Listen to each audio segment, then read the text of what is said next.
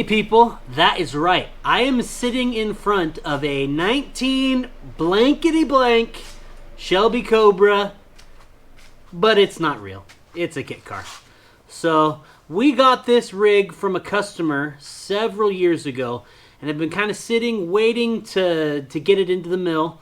We've moved some other projects out of the way and we're finally starting this thing. So I want to show you just what we've got here, what we're working with, and how we saved this thing from probably ending up in a scrapyard or a crusher, because it was bad, let me tell you that. Let's pop the hood and take a look underneath what we're working with. So, don't know too much history about it. Looks like it's been rebuilt. The top of the pistons are clean as a whistle. I have no clue what this thing came out of. The 429 Cobra Jet came in some of the Boss Mustangs.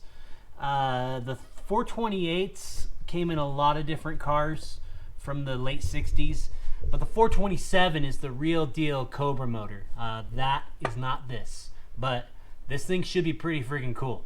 So we've already got some accessories that have been installed by either the previous owner or whoever was working on this project before. Some cool serpentine style belt stuff, nice chrome, get you home alternators.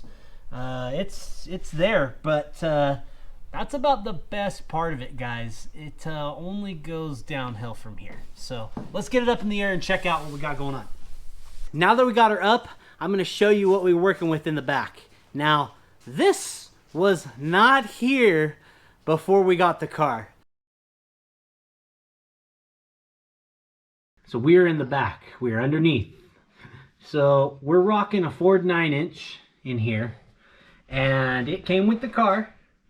So we have got 2x4 metal tubing, and it is just doesn't make any sense. No clue what they used to run in here, but it obviously wasn't for this Ford 9-inch, because if you come up on the tippity top, right up here on the top side of the axle housing, you can see that it is touching that frame.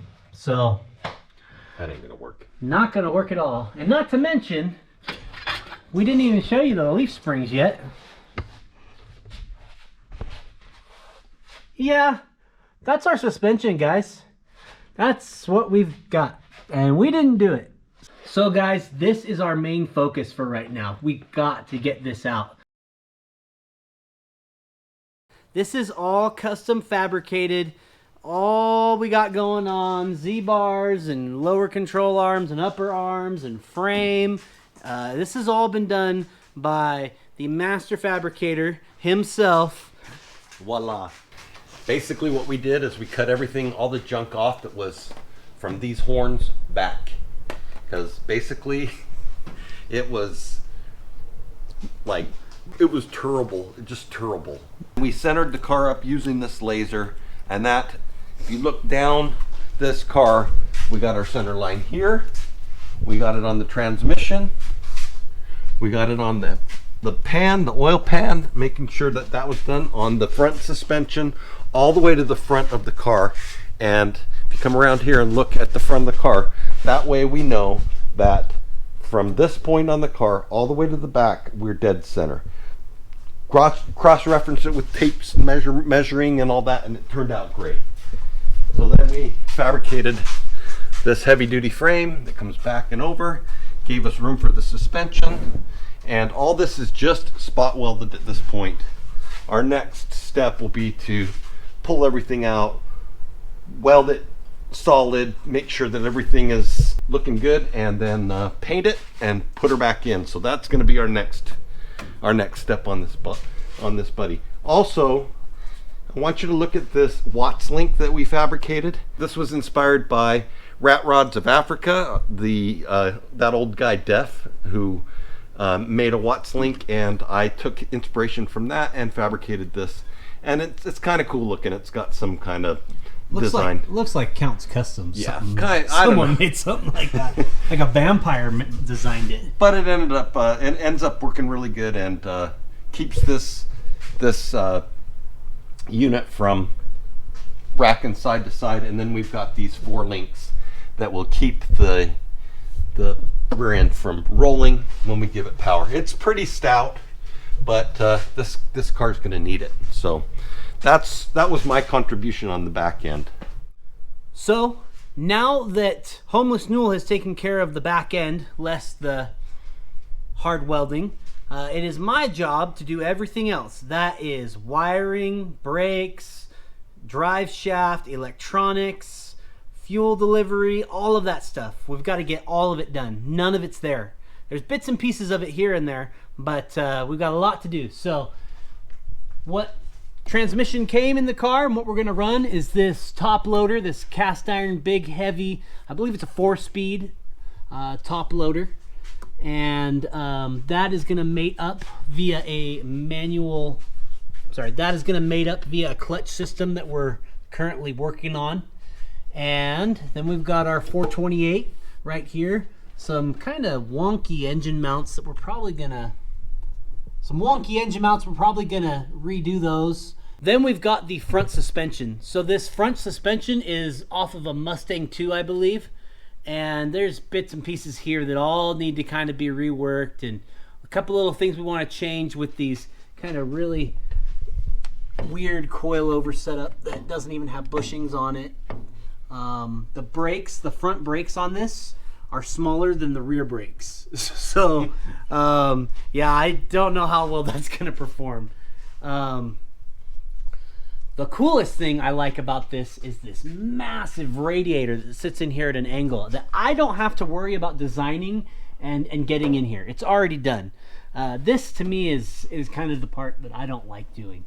And we've got an electric fan hooked up to it already.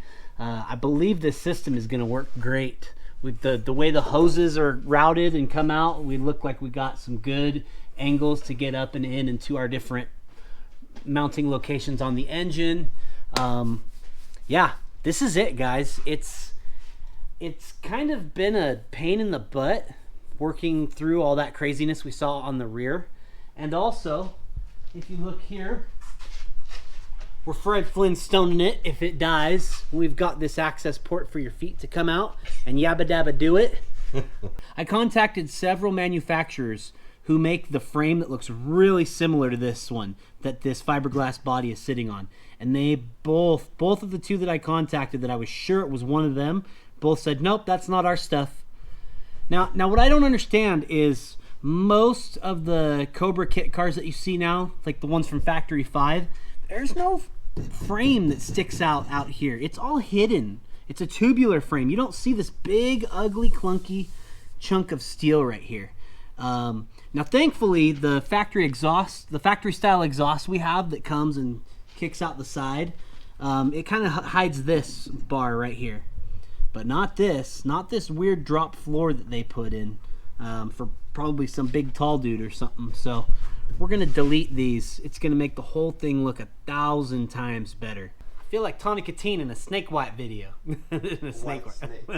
I feel like Tawny Katine in a White Snake video. Tawny Katine. Tawny Katine. I feel like Tawny Katine in a White Snake video. Guys, this thing is gonna be sweet. I haven't shown you guys something. Stay here. Oh man, she's dirty. Dirty girl. She's a dirty bird. Guys, I've had this little rig since I was probably a 10-year-old kid. Shelby Cobras have always been like my go-to like dream car as a kid. That and a Dodge Viper, you know, typical, huh? Anything with blue paint and white stripes down the middle. Yeah, that's cool. Oh, by the way, this client owned both. Oh yeah. Yeah, this client has or had a killer 90s Dodge Viper. It was red though. I like the blue ones. But let me get back to what I'm trying to say. This has always been like a dream for me to either own or work on or both. And so to be able to work on this is just kind of a dream come true. And I'm super grateful that we have this opportunity. Please stick around. This is going to be an awesome video series. You're going to get to see this thing come to life, and it is going to be a blast. Thanks for watching, guys. Please like, subscribe, and comment. Peace out.